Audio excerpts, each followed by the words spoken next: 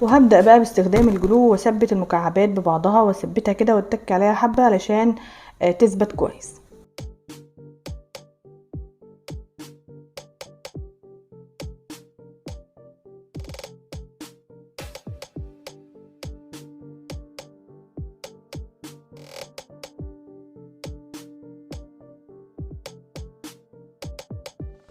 وبكده يكون تالت شكل خلص معايا. وهبدأ بقى، انا هنا عندي خرز باشكال مختلفة، هبدأ ان انا اوزعه كده واحط كل شكل في خانة خاصة بيه، يبقى حلو قوي وينظم ادوات المكتب بالطريقة دي.